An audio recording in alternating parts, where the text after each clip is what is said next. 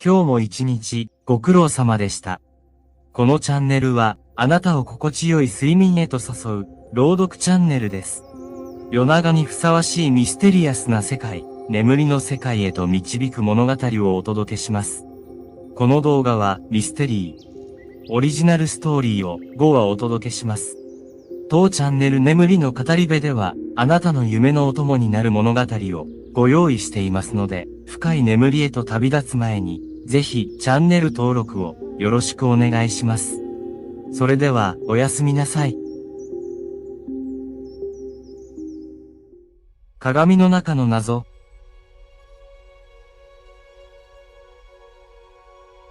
主人公、春木陽介は小さな町の静かな書店寺の森書房のオーナーである。この書店は陽介が祖父から受け継いだもので、彼にとってはただの商売以上の意味を持っていた。書店は古い木造建築の中にあり、その中で時間がゆっくりと流れていくような感覚に包まれる。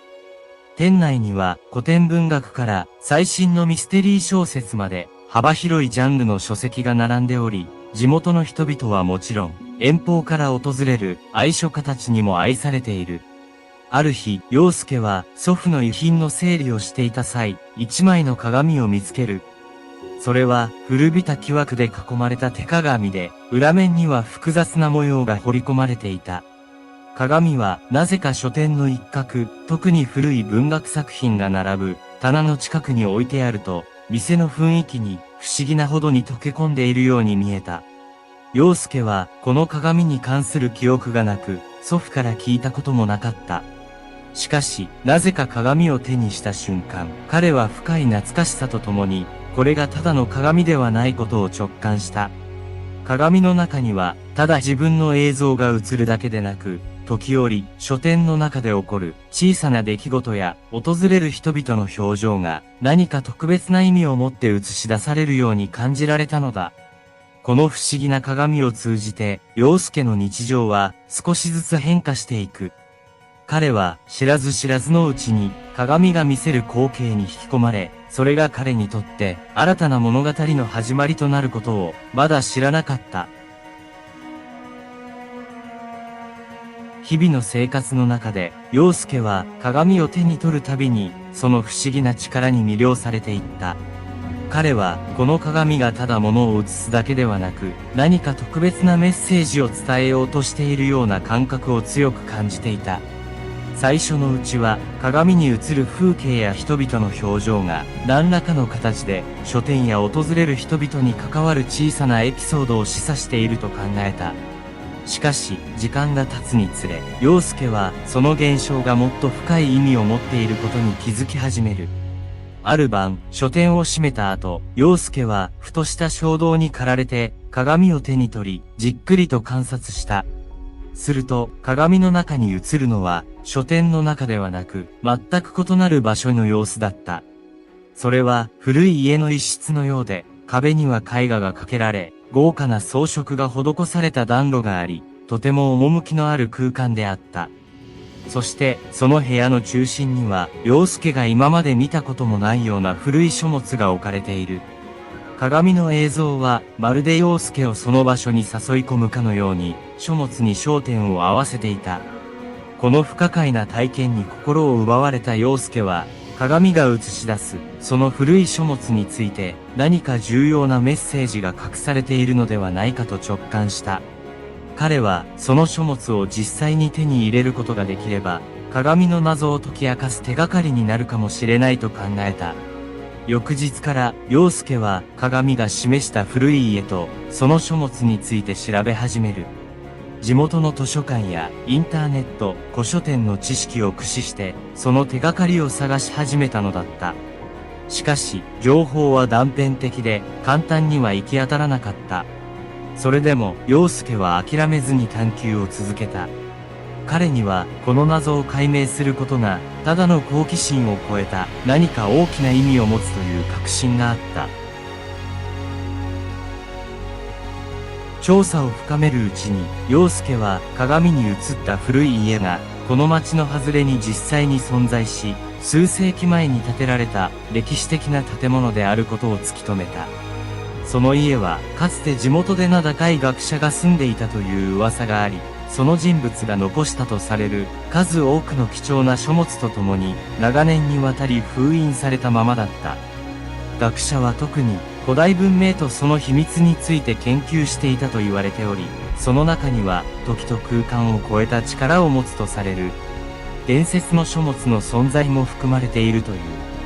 陽介は鏡が映し出したその古い書物が学者のコレクションの一部である可能性が高いと考えた。しかし、その家への訪問は簡単なことではなかった。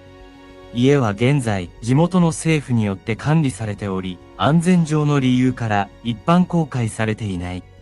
陽介は特別な許可を得るために様々な手続きを踏まなければならなかった。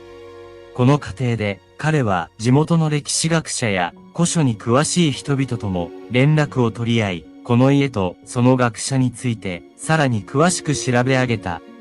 同時に陽介は鏡についてもさらに調査を進めた。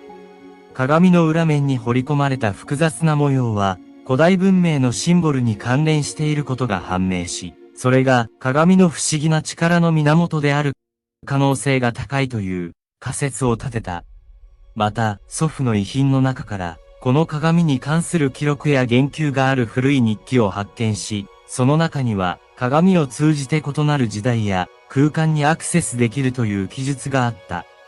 この発見は陽介の推測をさらに強固なものにした。しかし、この時点で陽介は鏡と古い書物、そして学者の家がどのように関連しているのか、また、それが彼自身や書店にどのような影響を与えるのかについて完全には理解できていなかった。謎は深まるばかりで解決への道のりは遠く感じられた。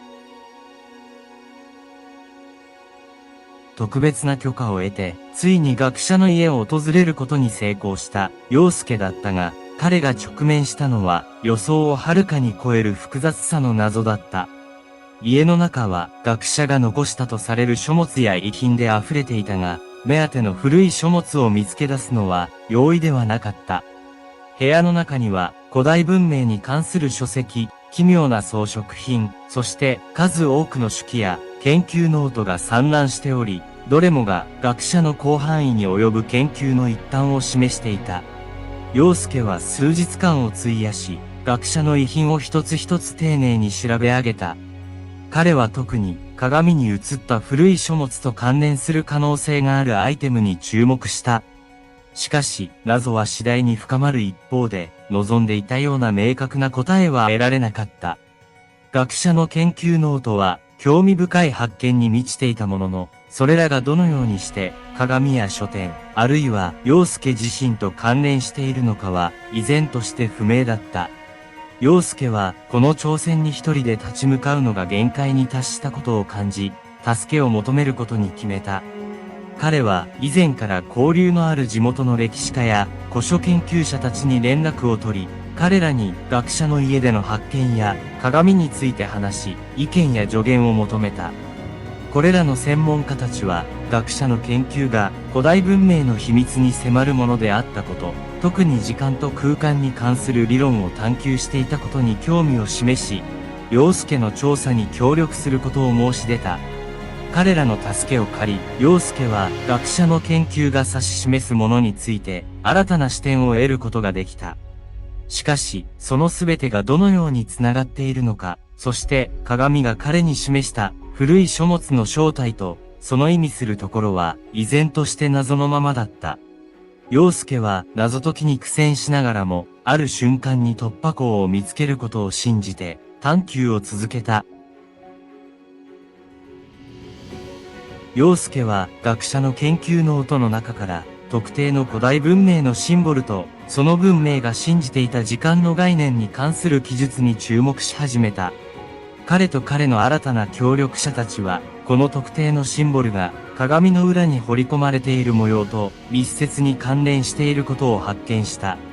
さらに深く研究を進めるうちに彼らはこのシンボルが鍵となって特定の時間と空間にアクセスするための古代の儀式に使用されていたことを突き止めた。陽介は鏡がこの古代の儀式に関連しており、それを通じて過去や未来、あるいは異なる次元にアクセスすることができるかもしれないという仮説を立てた。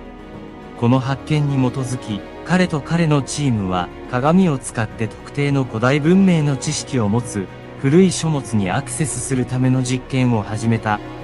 彼らはまず、学者の研究ノートに記されていた儀式の手順を再現しようと試みた。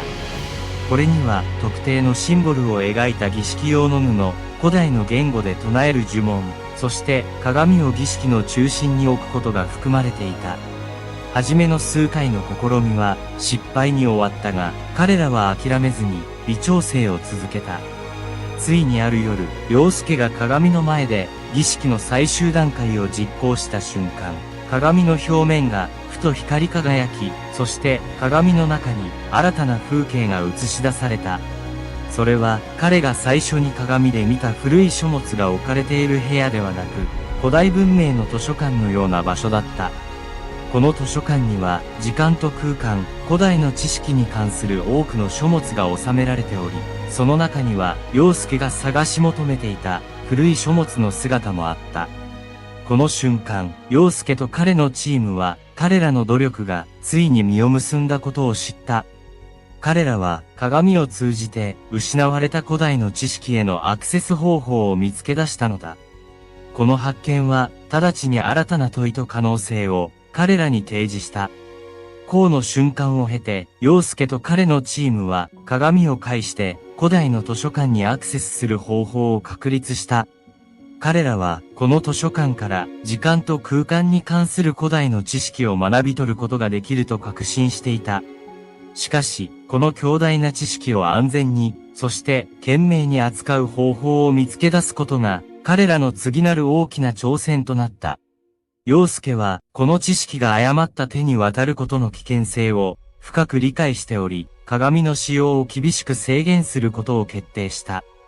彼は、鏡を通じてアクセスできる知識を人類の利益のためにのみ使用するという厳格なルールを設け、自分と彼のチームだけがこの知識を扱えるようにした。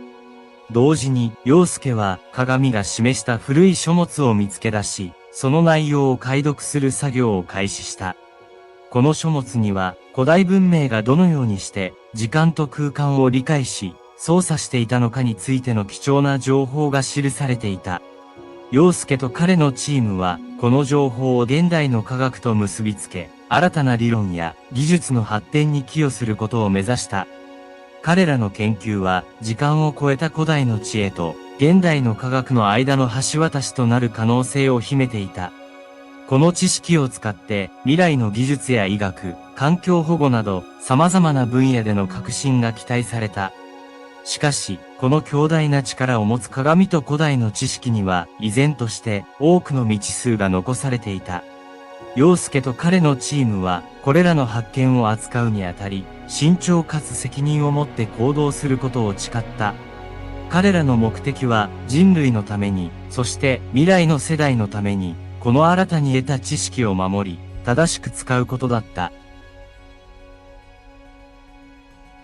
陽介と彼のチームが古代の図書館から得た知識を現代の科学に応用する作業は、世界中の研究者たちから注目を集め始めた。彼らが発見した古代文明の時間と空間に関する理論は物理学や宇宙学、さらには哲学の分野に新たな光を投げかけた。この成果は多くの科学雑誌や国際会議で発表され、現代科学における新たなパラダイムシフトとして広く認識されるようになった。陽介自身はこの知識を人類の福祉のために使うことを最優先事項とし、それを守るために研究チームと共に一丸となって働いた。彼は鏡を通じて得られる知識の管理者としての役割を真摯に受け入れ、その責任を果たすために全力を尽くした。鏡の中の謎を解き明かし、失われた古代の知識を現代に取り戻す冒険を通じて、陽介は自身の存在と人類の未来について深く考えるようになった。彼は過去と現在、そして未来が互いにつながり合い、影響し合っていることを理解し、このつながりを守り、育むことの重要性を強く感じた。時の森書房は依然として静かな町の一角で営業を続けている。しかし、店の奥深くにある一枚の鏡を通じて、陽介と彼のチームは未知の世界への扉を開き続けている。彼らの探求は人類が直面する数多くの謎と挑戦に対する解決策を見つけ出すための旅であり、その旅はまだ終わっていない。陽介はこの経験を通じて得た知識と知恵を共有し、より良い未来を築くために地域社会と世界に貢献し続けることを誓った。彼にとって鏡の中の謎を解くことは自分自身と世界を理解する旅の始まりに過ぎなかったのだ。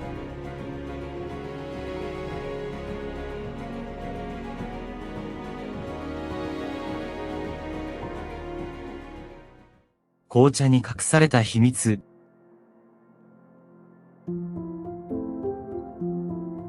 主人公、エマ・ウィルソンは小さな町の穏やかなカフェ紅茶の庭のオーナーです。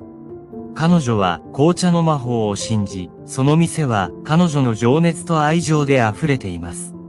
カフェは木製の家具と温かみのある照明で飾られ、訪れる人々に安らぎを提供します。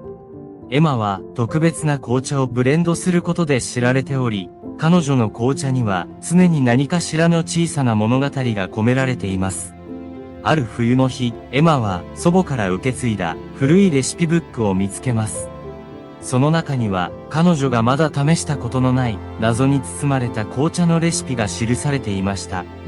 レシピは秘密の紅茶と名付けられ、特定のハーブと珍しいスパイスを組み合わせることで、飲む者の心に隠された秘密を明らかにすると書かれていました。エマはこの不思議な紅茶を試すことに決心し、必要な材料を集め始めます。しかし、彼女はすぐにこのレシピがただの紅茶ではないことに気づきます。その紅茶を飲んだ人々が自分でも知らない深い秘密や願望を口にし始めたのです。この現象に驚きつつも興味を持ったエマは、この紅茶に隠された真の秘密を解き明かす決意を固めます。エマが秘密の紅茶をカフェのメニューに加えてから数日後、奇妙なことが起こり始めました。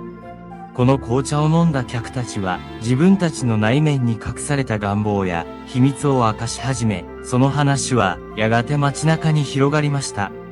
最初は単なる偶然と思われましたが、紅茶を飲んだ人々が自分の心にも知らない秘密を語り出すことが増えるにつれ、エマと常連客たちは、この紅茶に何か特別な力があることを確信するようになりました。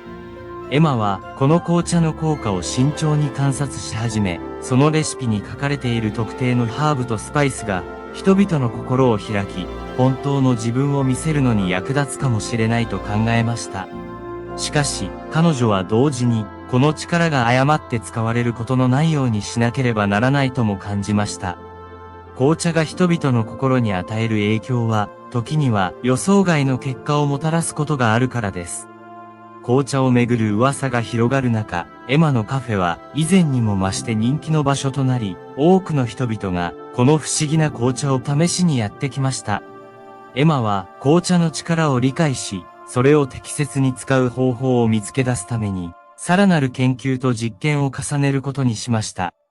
彼女は紅茶に秘められた真実を明らかにし、その力を善良な目的で使用する方法を探求し始めたのです。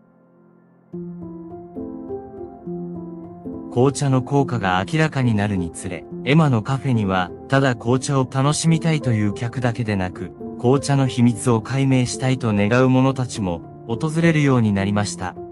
中には、この不思議な紅茶が解き明かす秘密を利用しようとする者も現れ、エマは、この紅茶の力をどのように扱うべきか、真剣に悩むことになります。ある日、カフェに一人の老紳士が現れ、自分はかつてエマの祖母と友人だったと名乗りました。彼は、この秘密の紅茶に関して知っていることがあると言い、その紅茶が単なる飲み物ではなく、長い歴史を持つ特別な魔法の一部であると語り始めます。紅茶には人々の心を開き、真実を明かす力があると同時に、その力が誤って使われた場合、大きな危険を引き起こす可能性もあると警告しました。老紳士の話から、エマは、この紅茶がかつて祖母が参加していた秘密の集会で用いられていたことを知ります。集会の参加者たちは、紅茶を通じて人々を助け、悩みや隠された感情を解放するために使っていたのです。しかし、この力を恐れ、それを封じ込めようとする者たちもいました。エマは、この紅茶の秘密と、それを守ろうとした祖母の意志を継ぐ決意を固めますが、その過程で、紅茶が隠す、さらに大きな謎に直面することになります。この謎を解き明かすためには、エマ自身も知らなかった祖母の過去を探る必要があることに気づきます。エマは、老紳士から聞いた話に基づき、祖母の過去と秘密の紅茶の起源を解明しようと奮闘します。彼女は祖母の遺品を掘り返し、古い日記や手紙、集会の記録を探し始めましたが、この謎を解く鍵となる具体的な手がかりは見つかりませんでした。カフェの常連客の中にも、古くからの町の住人や歴史に詳しい者がいたため、エマは彼らにも協力を求めましたが、多くの人がこの秘密の集会の存在すら知らないことが分かりました。この過程で、エマは祖母が集会で重要な役割を担っていたこと、そして秘密の紅茶が集会のメンバー間での信頼と絆を深めるため、また外部の脅威から集会を守るために用いられていたことを少しずつ理解していきます。しかし、集会を取り巻く状況や、なぜその存在が隠されたままになっているのか、その理由については謎が深まるばかりでした。エマはまた、祖母の遺品の中から、集会のメンバーが使用していたと思われる、奇妙なシンボルや暗号が記された書類を発見しました。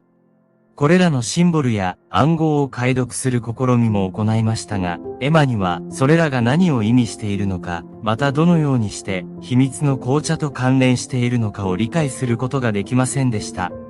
祖母の過去と秘密の紅茶の真実を探る旅は、エマにとって予想以上に困難なものとなりました。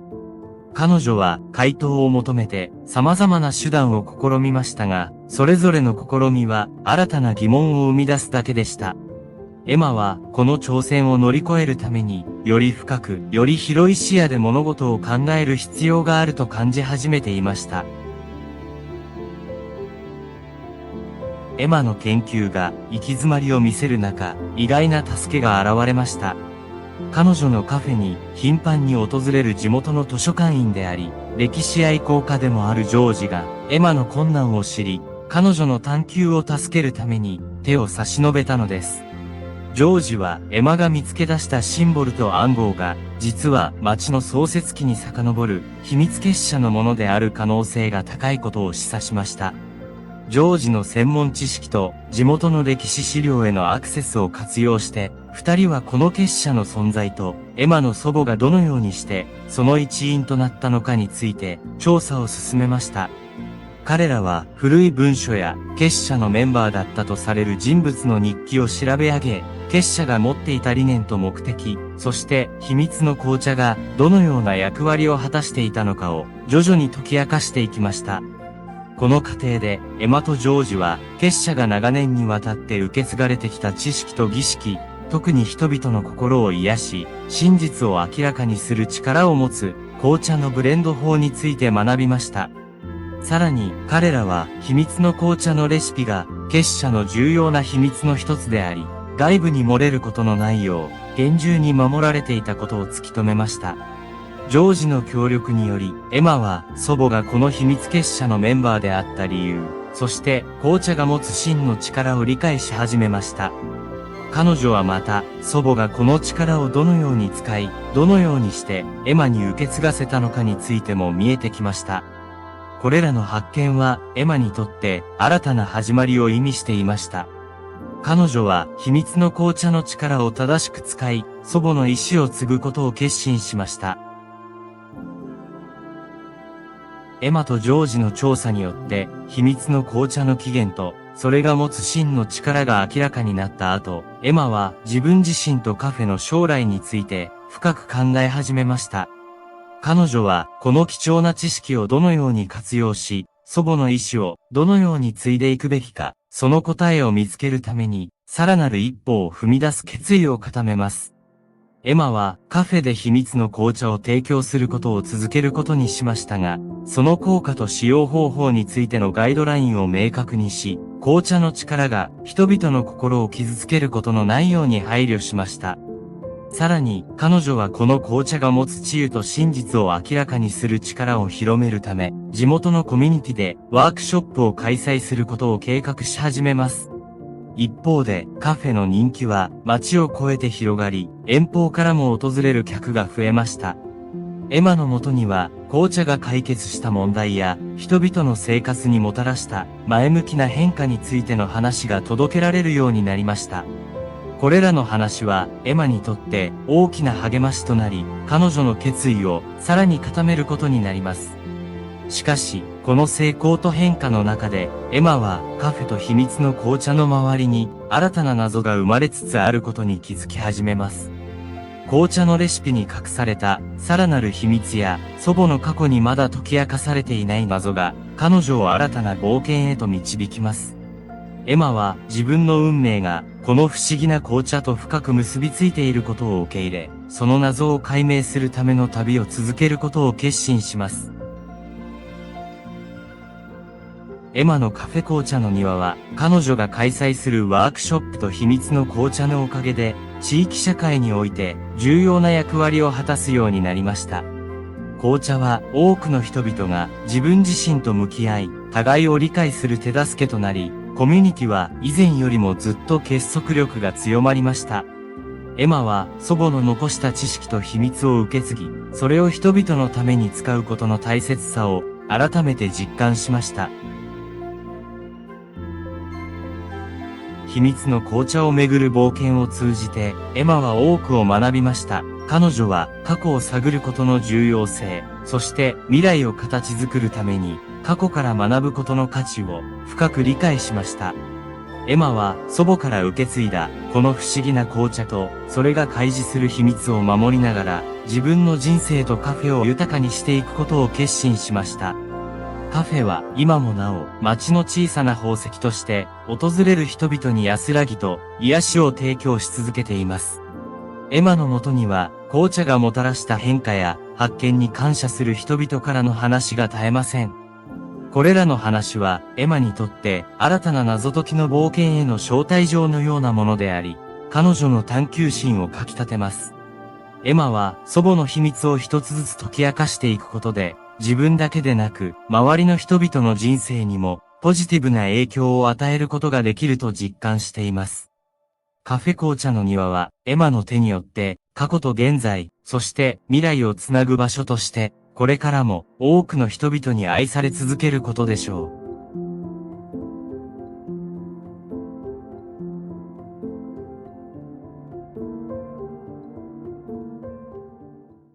図書館の影。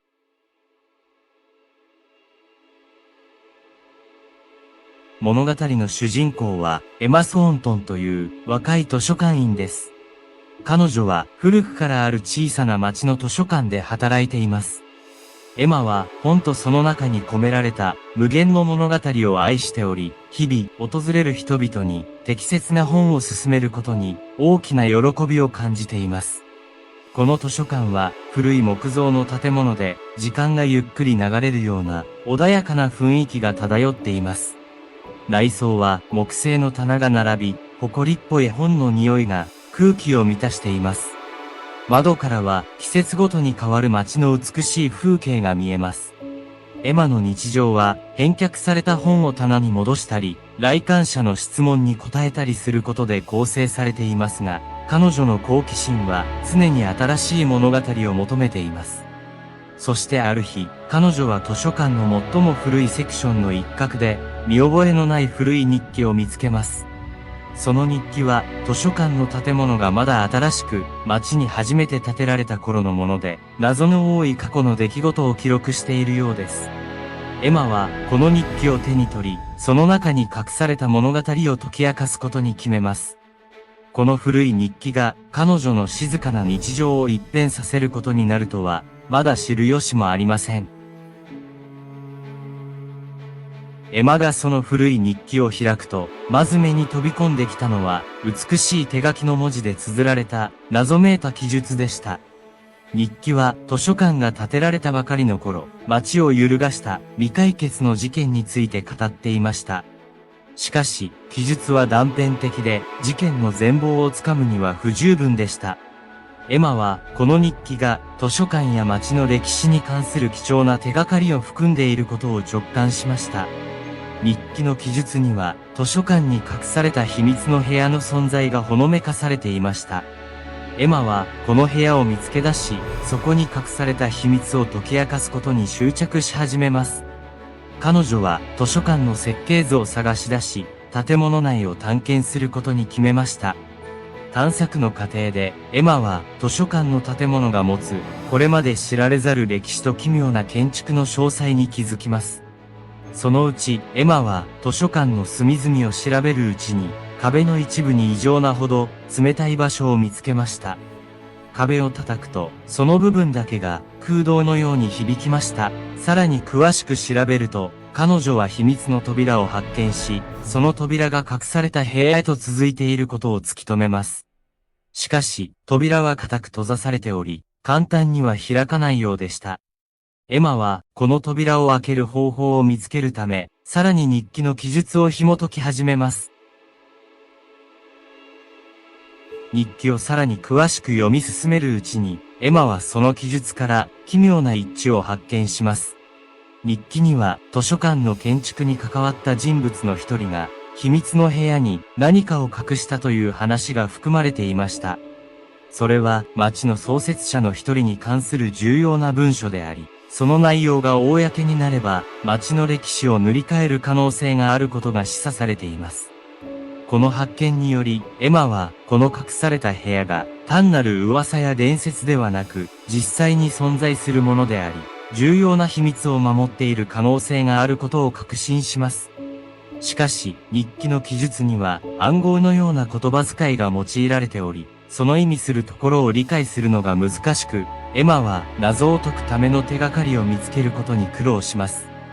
彼女は図書館の古文書や記録を砂取り、町の歴史に詳しい地元の歴史家にも相談を試みますが、それでもなお、謎の解明には至りません。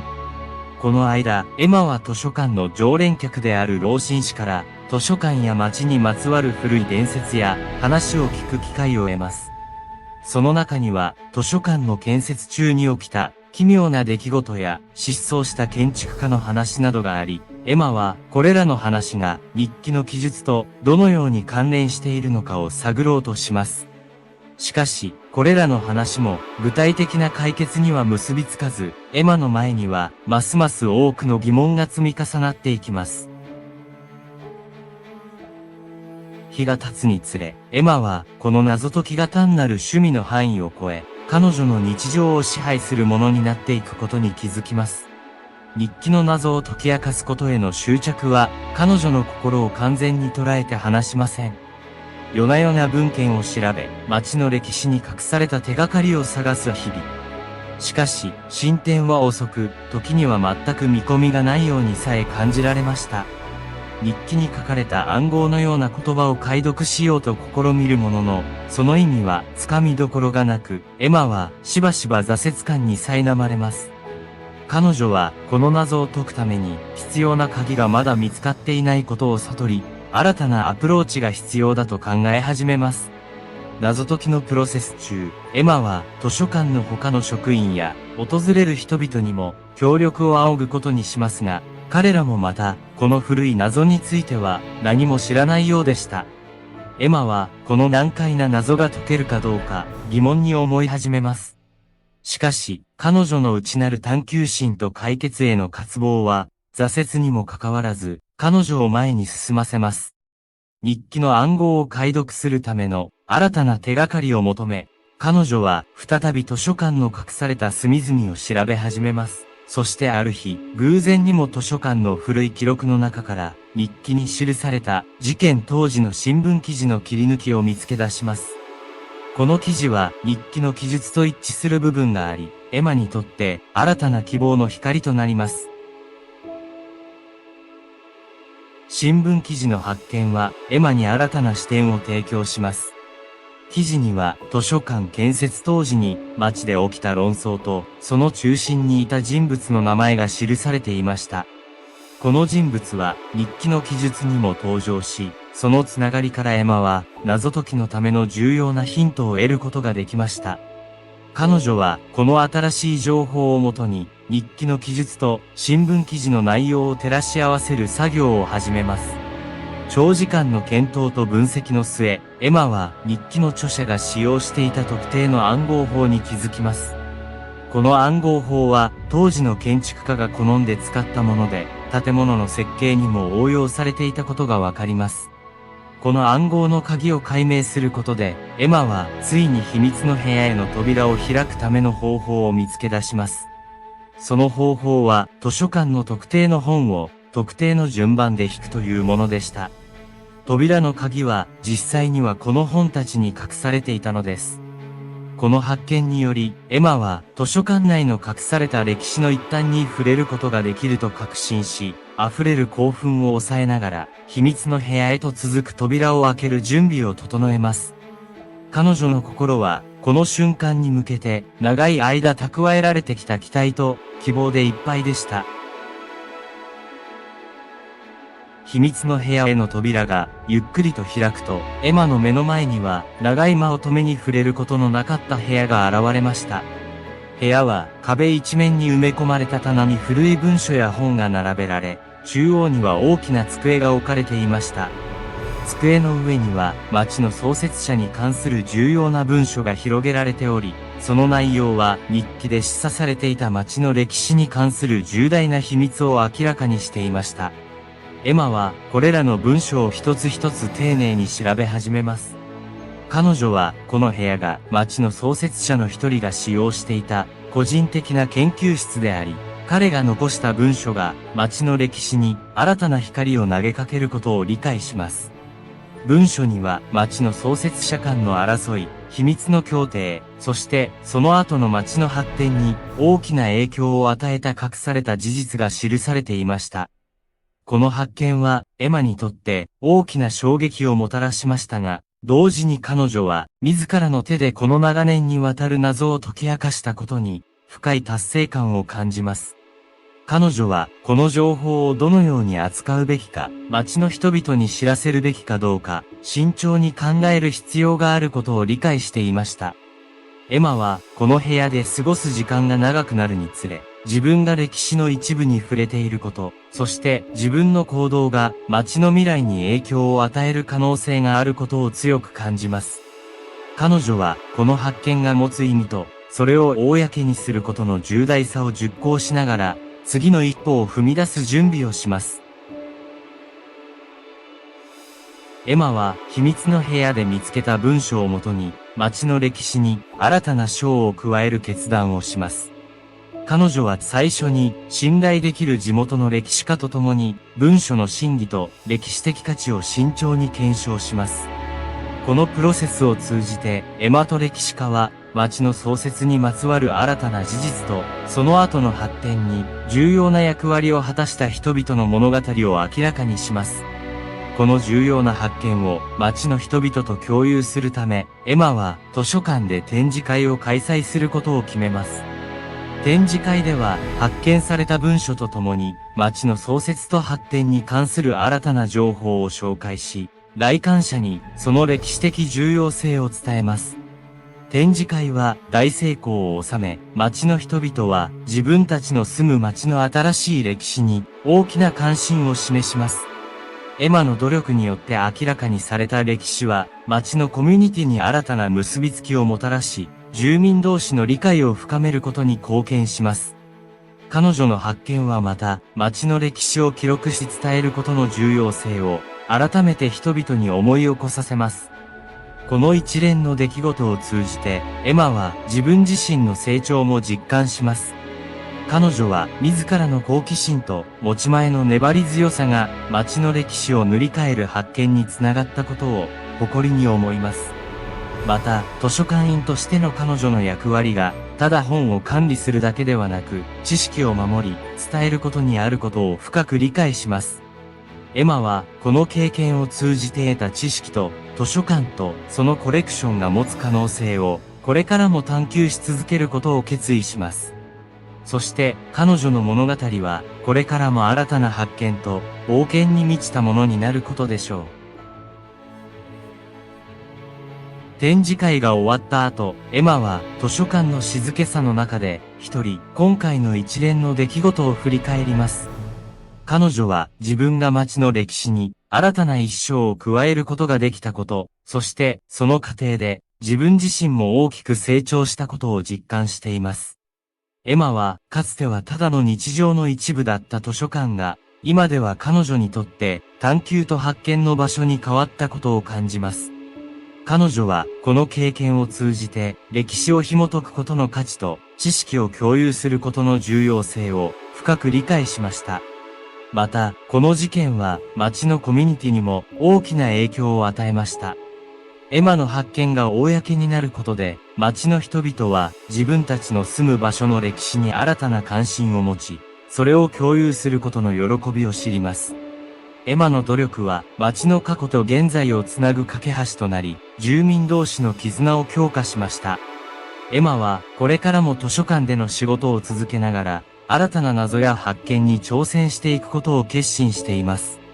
彼女にとって図書館はもはやただの仕事場ではなく、無限の可能性を秘めた冒険の場所です。そして彼女は知っています。この物語は彼女の人生の新しい章の始まりに過ぎないことを、エマの未来はこれからも多くの発見と成長に満ちていることでしょう。そしてエマは夜の静けさの中、図書館の窓から見える星空を見上げながら、これからも新しい物語を求めて自らの探求を続けることを誓います。彼女の冒険はまだまだ終わらないのです。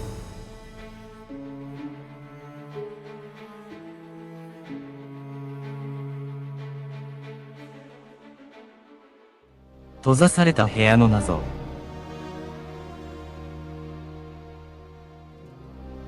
物語の主人公は、レオ・マーチン。年齢は30代半ばの静かな性格の小説家です。彼は新しいインスピレーションを求めて、遠く離れた田舎町にある古びた屋敷を訪れます。この屋敷は、かつて栄華を極めたが、今はその輝きを失った謎に満ちた建物です。レオはこの屋敷での滞在を通じて新たな小説のアイデアを見つけ出すことを望んでいます。屋敷には家主のエリザベス・グレービー夫人が住んでいます。彼女はこの屋敷の歴史を深く知る物静かな老女です。レオが到着すると彼女は彼を温かく迎え入れ、屋敷の中を案内します。しかし、案内の途中で、彼らは屋敷の奥にある一つの閉ざされた部屋にたどり着きます。エリザベスは、その部屋だけは、家族にとっての重荷として、誰も入ることを許されていないと語ります。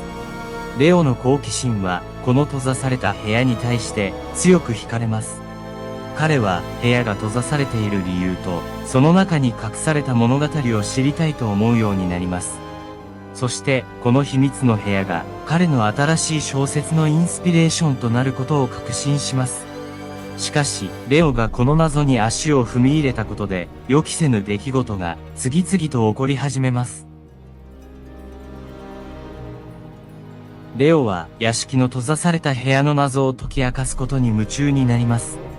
彼は、その部屋が長年にわたって封印されている理由、そしてエリザベス夫人がなぜそこに誰も入れたがらないのかについて、さらに詳しく知りたいと考えます。レオは屋敷の図書室で古い日記や文書を調べ始め、屋敷とその閉ざされた部屋に関する手がかりを探し始めます。彼の調査は屋敷の過去に秘められた悲しい物語を明らかにし始めます。かつてこの屋敷に住んでいた一家が不幸な出来事に見舞われたことがわかります。その中心には閉ざされた部屋が大きく関わっていました。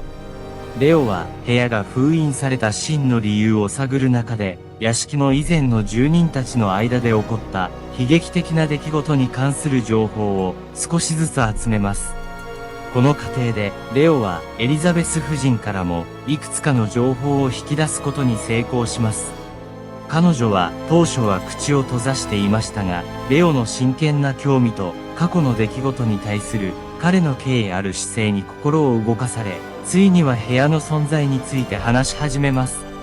彼女の話から、レオはその部屋が一家にとって非常に個人的な悲しみの象徴であり、それが公にされることは家族にとっての重荷になるということを理解します。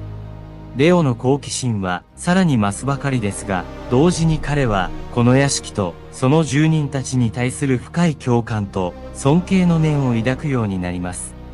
彼はこの謎を解くことがただの物語性だけでなく、過去の出来事に対する一種の敬意表現であることを感じ始めます。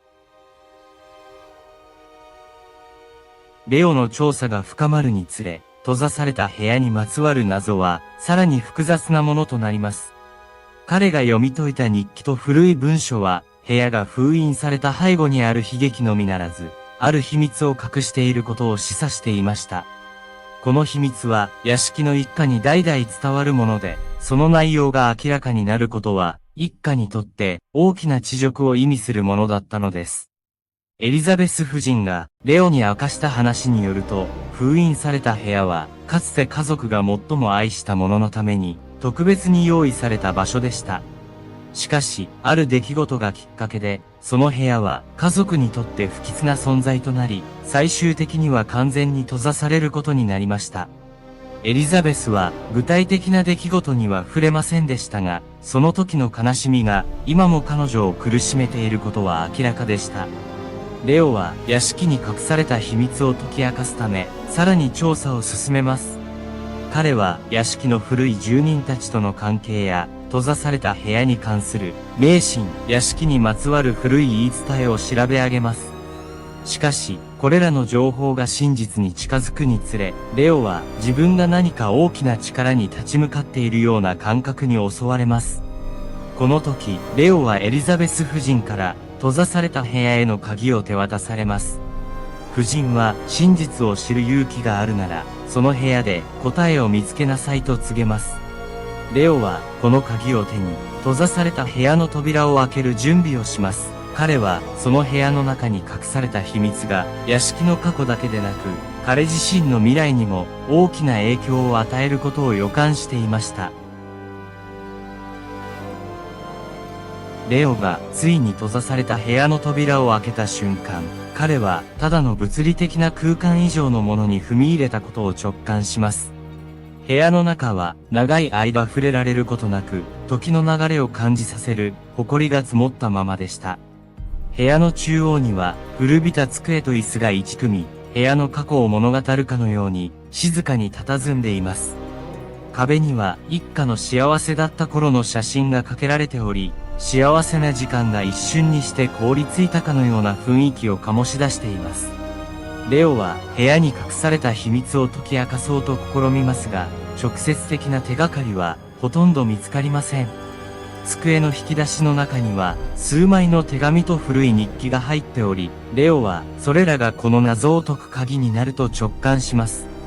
しかし、手紙と日記を読み進めるにつれて、彼はこの家族が経験した悲劇の深さと、その影響が現在にまで及んでいることを痛感します。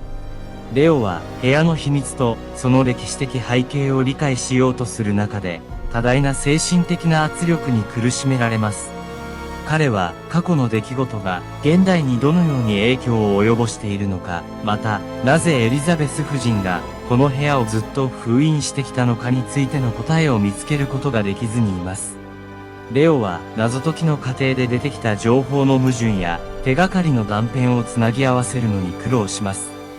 この段階でレオは自分が解き明かそうとしている謎が単なる過去の秘密以上のものであることを悟ります。この謎は時間を超えて現在にまで影響を及ぼし、エリザベス夫人や屋敷を訪れた全ての人々の運命を形作っているのです。レオはこの重圧の下で謎解きに苦戦しながらも真実を暴くことの重要性を改めて感じ、解決への道を模索し続けます。レオの調査が進む中、彼はある重要な発見をします。部屋で見つけた日記の中に、隠された暗号が記されていたのです。この暗号は、過去の出来事を理解する上で、決定的な役割を果たす手がかりでした。レオは数日間、暗号の解読に苦心しますが、ついにその意味を解き明かします。暗号は、屋敷の敷地内に隠された何かを示唆しており、その場所は、屋敷の歴史において、重要な意味を持つ場所でした。レオは、エリザベス夫人の助けを借りて、屋敷の敷地内にあるその場所を探し出します。彼らが発見したのは、一家の悲劇の根源となった出来事に直接関連する、隠された時間のカプセルでした。この時間のカプセルの中には、一家にとって大きな意味を持つ古い手紙や記念品が保管されており、それらは過去の悲劇を詳細に記録していました。この発見により、レオは閉ざされた部屋と屋敷にまつわる謎の多くを解明することができました。時間のカプセルから明らかになった真実は、一家に起こった悲劇の真相を浮き彫りにし、なぜその部屋が長い間封印されていたのかを理解する鍵となりました。レオはこの一連の発見を通じて屋敷とその住人たちの過去に対する新たな理解と共感を深めることができました。レオはこの経験を通じて人間の感情や過去の出来事が時とともにどのように変化し、また影響を及ぼすかを深く理解することができました。彼は自らの小説においても、この屋敷の物語と、それが示す人間性の深さを反映させる決意を固めます。時間のカプセルから明らかになった内容をもとに、レオとエリザベス夫人は、屋敷の過去に起きた悲劇の全容を解き明かすことに成功します。この悲劇は、一家に起こった誤解と不幸な偶然が重なり合い、最終的に深い悲しみをもたらしたことが判明しました。しかし、同時に一家の愛と絆の強さも、この時間のカプセルから伝わってきました。レオは、この発見をもとに、屋敷の歴史と一家の物語を再構築します。彼は、過去の悲劇を乗り越え、屋敷に新たな命を吹き込むための文章を綴り始めます。レオの筆は悲劇の中に隠された希望と時間を超えて続く家族の絆を描き出します。この過程でレオとエリザベス夫人の間には過去と現在、そして未来をつなぐ強い絆が形成されます。二人は屋敷と一家にまつわる真実を共に受け入れることで長年の重荷から解放されます。そして、レオは、この経験を通じて、自身の創作活動における、新たな目的と方向性を見出します。屋敷の敷地内で、時間のカプセルを発掘し、一家の秘密を明らかにしたその日、レオとエリザベス夫人は、屋敷の庭で、一緒に新しい植物を植えます。これは、過去を乗り越え、未来に向けて、新たな一歩を踏み出す象徴的な行為でした。屋敷は再び新しい物語と希望に満ちた場所となります。レオの新しい小説は屋敷と一家の物語を通じて悲劇を超えた愛と絆の力を世に伝えることになるのです。新たに植えた木が太陽の下で静かに成長を始めるように屋敷とその住人たちにも平和が訪れます。時間のカプセルと共に埋もれていた過去の悲劇は、レオとエリザベス夫人によって解き明かされ、屋敷は再び歴史と共に前を向き始めました。レオの小説は、屋敷とその一家の物語を通じて、読者に希望と愛、そして絆の大切さを伝えます。彼の作品は、過去の影を乗り越えた強さと、未来への信頼を描き出し、多くの人々に感銘を与えました。エリザベス夫人は長年の重荷から解放され、屋敷に新しい命を吹き込むことに成功しました。彼女はレオがもたらした変化に深い感謝の意を表し、彼が一家の一員のようになったことを喜びます。屋敷は地域の人々に開かれた場所となり、歴史と文化の交流の場として新しい役割を果たすようになります。レオ自身もこの経験を通じて人生と創作活動において重要な教訓を学びました。過去を受け入れ、それを乗り越えることの意味を深く理解し、彼の小説は以前にも増して人間の心の奥深くを探求する作品となりました。屋敷での日々はレオにとって忘れられない記憶となり、彼の創作の源泉となり続けます。閉ざされた部屋の謎が解決されたことで、レオ、エリザベス夫人、そして屋敷は新たな章を迎える準備ができました。物語は終わりましたが、その影響は彼らの人生に永遠に残り続けます。彼らの物語は過去と現在、そして未来をつなぐ時間を超えた絆の証として語り継がれるでしょう。新しい木が屋敷の庭で力強く根を張り始めるにつれ、レオとエリザベス夫人の間に生まれた絆もまた、彼らの心の中で深く根を下ろします。この物語を通じて、彼らは過去の傷を乗り越え、前に進む勇気を見出しました。屋敷はかつての静けさを取り戻し、しかし今は新たな物語と希望に満ち溢れています。レオはこの経験を小説に反映させ、その作品は読者から高い評価を受けます。彼の物語は悲しみを乗り越え、未来に向けて新たな一歩を踏み出す力を与えると共感を呼びます。レオ自身も屋敷での出来事が彼の創作活動に新たな意味をもたらしたことを実感します。過去と向き合い、それを物語にすることで人々の心に光をもたらすことができるという信念を深めました。エリザベス夫人にとっても、レオの到来は屋敷に新しい生命を吹き込むきっかけとなりました。彼女は長年抱えていた過去の重荷から解放され、屋敷を地域の人々に解放することで、その歴史と文化を次世代に伝えることを決意します。屋敷の庭で育つ新しい木は、レオとエリザベス夫人、そして屋敷自体の新たな始まりを象徴しています。彼らの物語は終わりましたが、その遺産は屋敷の壁の中だけでなく、レオの小説を通じて広く世界に共有されることになります。過去の悲劇を超え、新しい希望と未来に向かって進む力を与える物語は、これからも多くの人々の心に響き続けるでしょう。物語は閉じられましたが、その教訓と美しい絆は永遠に続いていきます。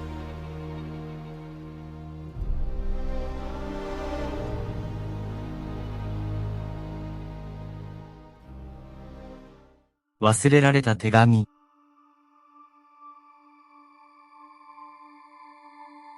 物語の主人公はエレナ・ウェルズという名の若い翻訳家です。彼女は静かな海辺の町にある白く美しいコテージで一人暮らしをしています。エレナは日々様々な作家の作品を翻訳する仕事に没頭しており、その精密さと繊細さで業界内で高い評価を受けています。彼女にとって翻訳は、ただの仕事ではなく、異なる文化と言語を通じて、人々をつなぐアートです。ある日、エレナは、コテージの古い本棚で、一冊の見慣れない古い本を見つけます。その本の間には、何十年も前に書かれたらしい、一通の忘れられた手紙が挟まれていました。手紙は、かつてこのコテージに住んでいたと思われる人物からのもので、深い悲しみと未解決の謎を含んでいるように見えます。エレナはこの手紙の出所とそこに書かれた謎を解明することに興味を持ち始めます。この忘れられた手紙はエレナの好奇心を刺激し、彼女は手紙の秘密を解き明かすための旅に出ることを決意します。手紙には具体的な名前や日付は記されていないため、エレナはまず、このコテージとその前の住人について調べ始めます。彼女の調査は、やがて町の図書館、地元の歴史家、そして古い日記や記録へと彼女を導きます。エレナは、この謎を解決することで、何か大きな発見をするかもしれないと感じています。しかし、彼女はまだ、この手紙が彼女自身の人生にどのような影響を与えるかを知る由もありません。手紙を発見したことで心をつかまれたエレナはその内容を解読しようと試みます。手紙は複雑な感情が込められたもので、特定の人物への深い愛情と、ある事件に対する後悔が綴られていました。しかし、手紙には受取人の名前が書かれておらず、発送人も明確ではありません。エレナは、この手紙が誰に宛てられたものなのか、そしてその秘密を解き明かす手がかりを探すため、地元の図書館で過去の記録を調べ始めます。調査を進めるうちに、エレナはこのコテージがかつてある詩人によって所有されていたことを突き止めます。この詩人は、その生涯と作品で地元ではよく知られており、彼の詩にはしばしば失われた愛や未解決の謎がテーマとして扱われていました。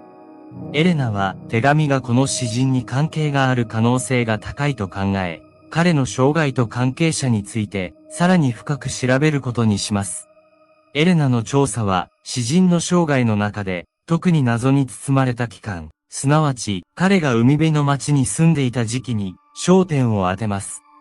地元の歴史家との会話から詩人がこの町である女性と深い関係にあったこと、そしてその関係が何らかの悲劇的な出来事で終わったことが示唆されます。しかし、具体的な詳細は伝えられておらず、地元の人々の間でも様々な憶測が飛び交っているだけでした。この段階で、エレナは手紙の謎を解く鍵が詩人の未発表の作品に隠されているというヒントを得ます。彼女はこの未発表作品を探し出すことで、手紙の真実を明らかにできるかもしれないと感じ、その探求を続ける決意を新たにします。エレナの調査が進むにつれて、彼女は詩人とその愛した女性の間に交わされた、より多くの手紙の存在を発見します。これらの手紙は、彼らの関係が深い愛情に基づいていたこと、そしてある悲劇的な出来事が彼らを引き裂いたことを示していました。しかし、手紙にはその悲劇の具体的な詳細が書かれておらず、エレナは真相を突き止めるため、さらに情報を求めます。地元の古書店で偶然にも、詩人が愛した女性へ送ったとされる未発表の詩集の手がかりを見つけます。この詩集は詩人の死後になぜか公開されることはなく、その存在自体が長年にわたって謎とされていました。エレナはこの詩集が二人の間の悲劇と忘れられた手紙の謎を解明する鍵であると直感します。詩集を求めて町の古い記録を調べ上げる中で、エレナは詩人と女性の関係に反対した当時の社会の圧力と、それによって引き起こされた悲劇の影を垣間見ます。彼らの愛は周囲の偏見と誤解によって試され、最終的にはある事件が二人を永遠に分かつことになりました。この謎を深める中で、エレナは詩人の親族の一人と連絡を取り、未発表の詩集についてのさらなる情報を得ることに成功します。親族からは、詩集が詩人の最後の意志によって隠された場所に保管されていること、そして、その場所が詩人と女性にとって特別な意味を持つ場所であることが明かされます。エレナはこの場所を特定し、詩集を発見するために新たな旅に出る決意をします。詩集を手に入れることができれば、忘れられた手紙の真実を明らかにし、詩人とその愛した女性の物語を世に伝えることができると信じています。彼女の探求は、ただの翻訳家から過去の愛と悲劇を解き明かす探偵へと変わりつつありました。エレナの調査は、ついに詩人が隠したとされる詩集の場所を特定する手がかりをもたらします。しかし、この場所が予想以上に複雑で、多くの障害に満ちていることが明らかになります。場所は、詩人の故郷の近く、古い灯台の下にある隠された洞窟であることが判明します。この洞窟は、地元の伝説にも登場する場所であり、詩人とその愛した女性にとって、重要な意味を持つ場所だったのです。エレナは、洞窟への行き方を調べ、準備を整えて、探索を開始しますが、洞窟への道は、自然の力によって、何度も変わっており、非常に危険なものでした。彼女は地元のガイドの助けを借りて洞窟に到達しますが、洞窟内部は複雑な迷路のようになっており、詩集を見つけることは容易ではありません。エレナは洞窟内を懸命に探索しますが、詩集のありかを示す明確な印は見つかりません。時間が経つにつれて、彼女は詩人が残した手がかりや暗号を解読しようと試みますが、進展は遅々として進みません。疲れと挫折感に襲われつつも、エレナは詩人とその愛した女性の物語を世に伝えるため、そして忘れられた手紙の謎を解くために、探求を続けることを誓います。この時、エレナは偶然にも洞窟の壁に刻まれた詩人の言葉を発見します。この言葉は、詩集が隠されている場所を示す新たな手がかりとなり、エレナに新しい希望を与えます。彼女は、この新たな発見をもとに、謎解きを再び進め始めますが、詩集を見つけ出し、手紙の秘密を解き明かすための道は、依然として困難を極めます。エレナの旅は、忘れられた過去を解明することと同じくらい、自己発見の旅でもありました。洞窟内の探索が進む中、エレナは詩人の言葉を頼りに、洞窟の最も隠された部分へとたどり着きます。そこは自然の力で形成された小さな隠れ間であり、詩人が最も大切にしていた場所だと感じ取れました。彼女の手元の懐中電灯が照らし出す中で、エレナはついに詩人が愛した女性に捧げた未発表の詩集を発見します。詩集は時間が経過しても色あせることのない美しい手作りの箱に保管されていました。この詩集には詩人の最も繊細で感情豊かな詩が収められており、彼と愛した女性との間に生まれた深い絆と二人が直面した悲劇について綴られていました。詩集を通じてエレナは忘れられた手紙に込められた真の感情とそれが伝えようとしたメッセージを理解し始めます。エレナは詩集を慎重に手に取り、詩人の言葉を一つ一つ心に刻みます。詩集には詩人が愛した女性への切ない思いだけでなく、彼女への未来への希望も込められていました。詩人はどんなに運命が二人を引き裂こうとも、彼らの愛は時間を超えて生き続けると信じていました。この発見はエレナにとって詩人とその愛した女性の物語を完全に理解するための重要な鍵となります。彼女は詩集を公にすることで忘れられた手紙の真実を世界に伝え、詩人の愛と悲しみの物語を後世に残す決意を固めます。エレナの持つ情熱と詩人の言葉は時間を超えたメッセージとして多くの人々の心に響くことになるのです。エレナが未発表の詩集を発見し、その中に込められた情熱と悲しみを読み解く中で、彼女は詩人の残した真実を世に伝える使命を感じ取ります。彼女は詩集を手に洞窟からの帰路を急ぎます。町に戻ったエレナは、この貴重な発見をどのように扱うべきか深く考え込みます。詩人の遺族と地元の歴史家たちと相談した後、エレナは詩集を公開し、詩人とその愛した女性の物語を一冊の本として編纂することを決意します。彼女は詩集の詩と手紙や他の資料から集めた情報を組み合わせ、二人の愛と悲劇を綴った物語を作り上げます。このプロジェクトは多くの人々の支援を受け、エレナは詩人の物語を丁寧に再構築していきます。作業を進める中で、彼女自身もまた過去の愛と現在の自分自身との間に深いつながりを感じるようになります。本の公開に向けた準備が整うと、エレナは発表会を開催します。その夜、詩人とその愛した女性の物語は、詩集とエレナの手によって紡ぎ出された本を通じて多くの人々に届けられます。参加者たちは詩人の言葉に触れ、遠い過去の愛の物語に心を動かされます。エレナの努力によって忘れられていた詩人の愛の物語が新たな命を吹き込まれ、彼の残した詩の美しさが再び世に認められるのです。この夜、エレナは自分が成し遂げたことの重要性を実感します。彼女は一人の翻訳家としてだけでなく、過去の愛を未来へとつなぐ架け橋となったのです。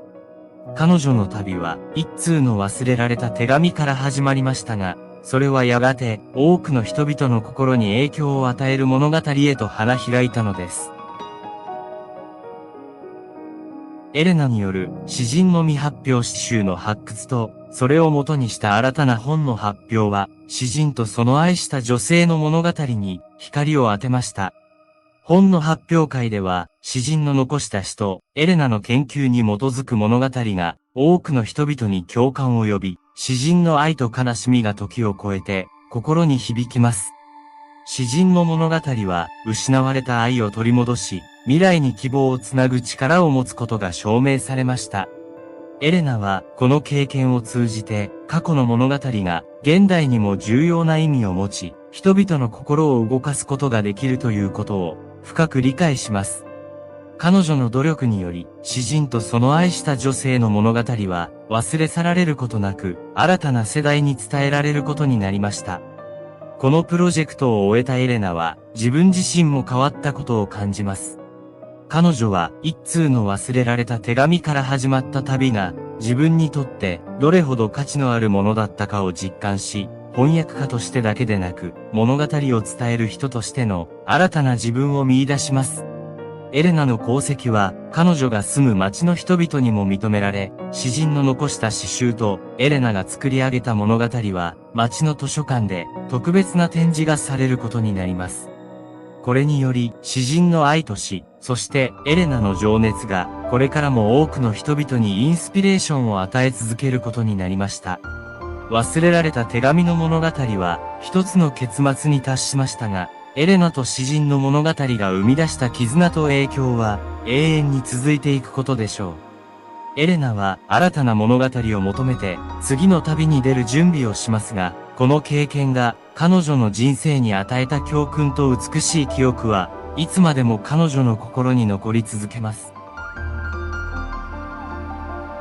特別展示会での経験を通じて、エレナ・ウェルズは自らの探求が終わり、新たな章が始まることを実感します。彼女が発掘し、世に伝えた詩人の物語は、展示会に集まった人々の心に深く響きます。この展示会は、過去と現在をつなぐ架け橋となり、詩人の愛と悲しみ、そしてエレナの情熱が新たな世代に受け継がれる瞬間を象徴しています。エレナは展示を見て回る来場者たちの表情から、彼らが詩人の詩とその物語にどれほど感動しているかを感じ取ります。彼女の研究と努力が詩人の未発表の詩集を読むことのできなかった人々に、その美しさと意味を伝えることができたのです。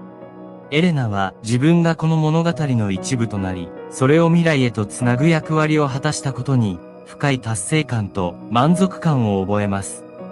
展示会の成功を受けて、エレナは詩人の物語をさらに広く伝えるための新たな計画を立て始めます。彼女はこの経験を通じて得た知識と情熱を生かし、他の忘れ去られた作家や詩人の作品を世に伝えるプロジェクトに取り組むことを決意します。忘れられた手紙の物語は、エレナにとって単なる仕事以上のものでした。それは彼女自身の人生における重要な旅であり、過去の物語を通じて未来を形作る力を発見した瞬間でした。エレナの旅は終わりましたが、彼女が伝えた物語の影響はこれからも続いていくことでしょう。彼女の情熱と努力は時間を超えて多くの人々にインスピレーションを与え続けます。